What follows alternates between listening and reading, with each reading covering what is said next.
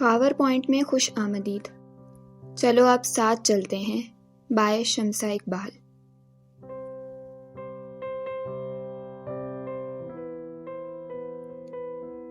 قسط نمبر 18. حیدر ہادی کو لے کر ایک بیڈ کی جانب بڑھا. ماہین نے جا کر دعا سلام کی اور اس کے بعد اس کا بخار چیک کیا. حیدر موبائل لینے کو باہر چل دیا. ماہین نے اسٹیتھوسکوپ اس کے سینے پر رکھتے ہوئے اس کا ہارٹ ریٹ چیک کرنا چاہا، مگر اس کی اپنی دھڑکن رک سی گئی تھی. اسے صرف ہادی کی دھڑکن سنائی دے رہی تھی. کانوں پر لگے اس ڈیوائس نے کچھ دیر کے لیے دنیا کی ہر آواز کو نکال کر صرف ہادی کی دھڑکن کی آواز اسے سنائی تھی. مسیحا خود مرض میں مبتلا ہو رہا تھا، ایسا مرض جس کا کوئی علاج نہ تھا. مسیحائی کو ایک پل کے لیے وہ بھول گئی تھی. وہ صرف اس کی دھڑکن کو سن رہی تھی، دنیا کی ہر آواز کو بھلا کر. اس نے جانے کس جذبے کے تحت اپنی آنکھیں بند کر کے ایک بار پھر اس کی دھڑکن سننا چاہی. وقت کی گردش رک سی گئی تھی. بس ماہین کے لیے کچھ چل رہا تھا تو وہ تھی ہادی کے دل کی دھڑکن. ہادی کا اپنا دل بغاوت پر اتر آیا تھا. مسیحا ایسا ہو تو کس کو مرض کی شفا نہیں ملے گی. اس نے ماہین کی بند آنکھوں پر لرزتی پلکوں کو دیکھا. یہ آنکھیں اور یہ پلکیں. وہ دل ہار گیا تھا. وہ ایک دلوں کو فتح کرنے والا فوجی آج خود کو ہار آیا تھا. اس نے ماہین کے ہاتھ پر ہاتھ رکھ کر اسے متوجہ کیا. ماہین نے آنکھیں کھولی. ہادی کی نظر سے نظر ملی تھی اور یہ تھا نظروں کا آخری وار. وہ اسے فتح کر چکی تھی، اس کے دل پر قابض ہو گئی تھی. ماہین نے جلدی سے ہاتھ ہٹایا. اس کا چہرہ سرخ ہو رہا تھا. وہ جلدی سے پلٹی اور اس سے دور ہوتی ہوئی اپنی بے اختیاری پر خود کو کوستی ہوئی کاؤنٹر پر آ گئی. یہ میں کیا کر رہی تھی؟ کیا ہو گیا تھا مجھے یہ؟ اور ہادی کیا سوچتے ہوں گے؟ اف میرے اللہ. وہ خفت سے لال ہوتے چہرے پر ہاتھ پھیر کر اسے نارمل کر رہی تھی. اس نے کچھ میڈیسن اور انجیکشنز ایک پیپر پر لکھے اور وہ AFNS آفیسر کے حوالے کر دیا. سرحدوں کا رکھوالا، وہ ایک شیر دل فوجی، وہ جرت کا نشان، وہ سرحد کا نگہبان، وہ جو کبھی نہ جھکتا تھا، وہ جو کبھی نہ رکتا تھا. تیری آواز پر رک گیا ہے، تیری محبت میں جھک گیا ہے. لو دیکھ لو آ کر، وہ کبھی نہ ہارنے والا تجھ پر دل ہار بیٹھا ہے، سبھی جذبے وار بیٹھا ہے. وہ جو خود فاتح تھا مگر تیری مسکراہٹ نے فتح کر لیا اس کو. وہ تجھ پر دل ہار بیٹھا ہے، سبھی جذبے وار بیٹھا ہے. لو تم دیکھ لو آ کر. ماہی، کیا کنڈیشن ہے ابھی ہادی کی؟ چیک کر لیا تم نے؟ حیدر کاؤنٹر کے سامنے کھڑا اس سے پوچھ رہا تھا. بھائی، کچھ بلڈ ٹیسٹ کرنے ہوں گے، ان کی رپورٹس آنے پر ہی اصل مسئلہ پتہ لگے گا. رپورٹس میں 2 گھنٹوں میں منگوا لوں گی، اس نے خود کو نارمل شو کرتے ہوئے کہا. 2 گھنٹے تو وہ نہیں رکے گا، بڑی مشکل سے اسے لایا ہوں یہاں. 1 گھنٹے میں اسے فارغ کرو. رپورٹس تم لے آنا شام کو آتے ہوئے. حیدر نے ماہین سے کہا اور پھر ہادی کے پاس آیا، جسے میل سٹاف میں سے ایک سولجر انجیکشن لگا رہا تھا. ماہین اس کے ساتھ آ کھڑی ہوئی. اس سولجر کو اور پھر سامنے بیٹھے ہادی اور ساتھ کھڑے حیدر کو دیکھ کر ماہین نے سوچا کہ سرحد کی حفاظت کو یہ فوجی کھڑے ہوتے ہیں. ملک میں سیلاب آئے یا زلزلہ، یہ آگے کھڑے ہوتے ہیں. سرحد پر جنگ ہو یا خانہ جنگی، یہ پیش ہوتے ہیں. اسکولوں کے باہر سیکیورٹی کے لیے دیکھو تو فوجی کھڑے ہیں. سڑکوں پر جگہ جگہ دیکھو تو فوجی کھڑے ہیں. مردم شماری کے دوران جان جانے کا خطرہ ہوتا ہے، کوئی آگے نہیں آتا، وہاں بھی یہ فوجی آگے کھڑے ہوتے ہیں۔ الیکشنز کے دوران پولنگ سٹیشنز پر بھی یہ فوجی آگے کھڑے ہوتے ہیں۔ کرکٹ میچ کے دوران سیکیورٹی کے لیے بھی یہی فوجی آگے کھڑے ہوتے ہیں۔ جہاں ذرا سا خطرہ ہو وہاں کوئی نہیں جاتا اور ان فوجیوں کو آگے کر دیتے ہیں۔ پھر ہم عوام ان کا شکر گزار ہونے کی بجائے احسان فراموشی کا فریضہ کیوں انجام دیتے ہیں؟ اس کا جواب ماہین کے پاس بھی نہیں تھا۔ دوسرے دن 10 بجے سبھی حیدر کو الوداع کہنے کو جمع تھے۔ ہادی کا بخار کم ہوا تھا مگر مکمل ٹھیک نہیں ہوا تھا، اس لیے حیدر نے اسے اسٹیشن جانے سے منع کر دیا تھا۔ سعد اسے چھوڑنے جا رہا تھا۔ حیدر نے بیگ سعد کو تھمایا اور آگے بڑھ کر ماہین کو ساتھ لگایا، جو اپنے آنسو بمشکل روکے ہوئے تھی۔ حیدر کے گلے لگتے ہی آنسو بہہ نکلے۔ ماہی ایسے تو مت کرو یار، میں جا نہیں سکوں گا، دیکھو مما بھی پریشان ہو رہی ہیں۔ اس نے ماہین کے آنسو پونچھتے ہوئے کہا، آپ بس جلدی آ جائیے گا بھائی، میں آپ کو بہت مس کروں گی۔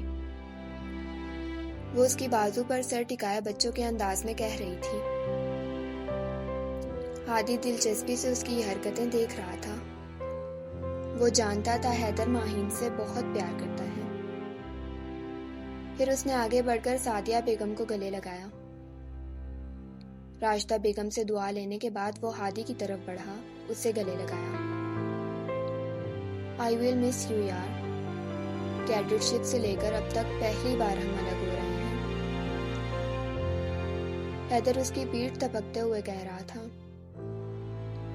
کوئی بات نہیں حیدر بھائی، فاصلے محبت کو بڑھا دیتے ہیں۔ اب جلدی سے رومانس نپٹائیں، میں گاڑی نکالتا ہوں۔ سعد نے ان دونوں کو گلے ملتے دیکھ کر چوٹ کی تھی۔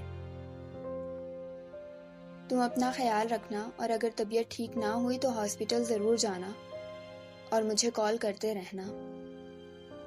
وہ اسے تلقین کر رہا تھا، دوستی کا حق ادا کر رہا تھا۔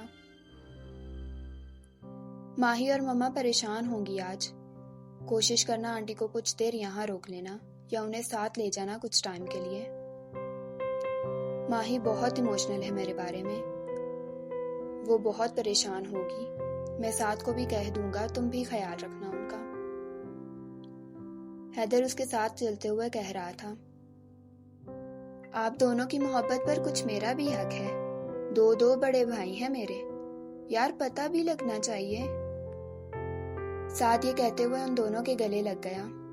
کچھ ہی دیر میں حیدر سعد کے ساتھ اسٹیشن کی جانب رواں دواں تھا۔ حیدر نے سعدیہ بیگم اور ماہین کو ساتھ لے جانے کا کہا تو سعدیہ بیگم نے انکار کرتے ہوئے انہیں کھانے پر روک لیا۔ سعد کو بنا کسی تکلف کا مظاہرہ کیے صوفے پر نیم دراز ہو گیا۔ ہادی اور راشدہ بیگم اس کی یہ بے تکلفی دیکھ کر رہ گئی۔ ایسے کیا دیکھ رہے ہیں آپ لوگ مجھے؟ بیٹے اپنے گھروں میں تکلف دکھاتے اچھے لگتے ہیں کیا؟ کیوں آنٹی؟ اس نے پاس کھڑی سعدیہ بیگم کو بھی گفتگو میں شامل کیا۔ بالکل ٹھیک کہا، بیٹے ایسے ہی اچھے لگتے ہیں۔ انہوں نے سعد کے بالوں میں پیار سے ہاتھ پھیرتے ہوئے کہا۔ سعد ٹی وی آن کیے بیٹھ گیا، ماہین کچن میں مصروف ہو گئی، ہادی موبائل پر مصروف ہو گیا۔ کچھ دیر میں ماہین بھی آ کر سعد کے ساتھ بیٹھ گئی۔ دونوں کسی شو میں موجود ایک ایکٹر پر تبصرہ کر رہے تھے۔ مانے یا نہ مانے، یہ لڑکی ہے ہی بہت خوبصورت۔ سعد اپنے بیان پر قائم تھا۔ یہ سارا میک اپ کا کمال ہے سعد، ابھی اگر منہ دھوئے گی تو 1 کلو میک اپ اترنا ہے اس کے چہرے سے۔ ماہین اپنی رائے پر قائم تھی۔ آپ کو کیسے پتا؟ دیکھیں اس کو دیکھ کر لگتا ہی نہیں ہے کہ اس نے میک اپ کیا ہے۔ مجھے پتا ہے کیونکہ میں خود بھی ایک لڑکی ہوں، یہ میک اپ ہے سعد، اب تم مان لو۔ ماہین بدستور اپنی بات کو دہرا رہی تھی۔ کیا ثبوت ہے آپ کے پاس؟ وہ اب چیلنجنگ انداز میں پوچھ رہا تھا۔ ماہین کچھ جواب سوچ ہی رہی تھی کہ ہادی نے اپنے موبائل کی اسکرین سعد کی آنکھوں کے سامنے لہرائی، جہاں گوگل پر اس اداکارہ کی بغیر میک اپ کے تصویر موجود تھی۔ سعد کا منہ کھلا کا کھلا رہ گیا۔ یہ وہ ہو ہی نہیں سکتی، وہ اتنی پیاری لگ رہی ہے شو میں۔ اور ہادی نے بھویں اچکار کر اسے دیکھا، گویا پوچھ رہا ہو کیا واقعی؟ سعد نے ہادی اور ماہین کے مسکراتے چہرے دیکھ کر خفکی سے منہ پھیر لیا اور چینل بدلتے ہوئے بولا، اللہ پوچھے گا ان میک اپ کرنے اور کروانے والوں کو، یہ کھلا تضاد ہے۔ وہ اب نیوز چینل لگا کر بیٹھ گیا۔ وہ گود میں رکھی اس تصویر پر ہاتھ پھیر رہی تھی۔ اس کے جھکے چہرے کو دیکھ کر یہ اندازہ لگانا مشکل تھا کہ اس کی کیفیت کیا ہے، مگر اس تصویر پر گرتے آنسو اس بات کی گواہی دے رہے تھے کہ وہ رو رہی ہے۔ کوئی یوں بھی چھوڑ کر جاتا ہے کیا؟ کوئی امید کی کرن، کوئی آس کا جگنو، کوئی ادھورا وعدہ، کچھ تو دے جاتے جس کے سہارے میں جی لیتی۔ وہ اس تصویر سے مخاطب تھی، ارد گرد سے بالکل بیگانہ۔ میری ایک پکار پر چلے آتے تھے، اب کیوں نہیں آتے میری تڑپ پر، میرے آنسو دیکھ کر بھی۔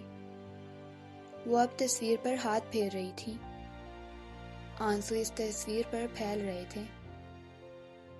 مجھے راتیں چھوٹی لگتی تھیں، پر اب ہجر کی یہ راتیں ختم ہونے کو ہی نہیں آتی ہیں۔ تم یہ جدائی میرے حصے میں ڈال کر اپنی محبت کسی اور کے حصے میں ڈال گئے، کیوں؟ وہ بے بسی کی انتہا پر تھی۔ تم نے مجھ سے شکوہ کرنے کا حق بھی چھین لیا ہے، مجھے تہی دامن چھوڑ کر چلے گئے۔ آسمان پر موجود چاند آج پھر اس معصوم لڑکی کے دکھ پر اداس تھا۔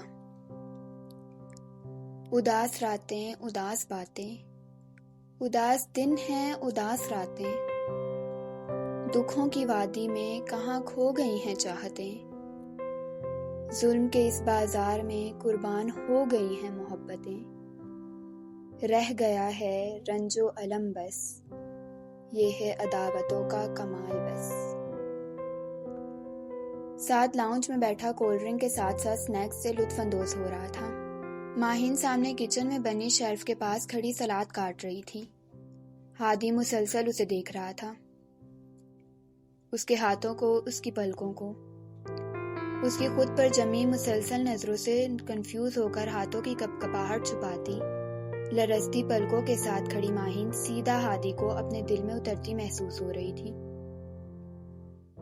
وہ اس کی حالت دیکھ کر اس کی طرف پیٹ کرتے ہوئے سامنے دوسرے صوفے پر جا بیٹھا۔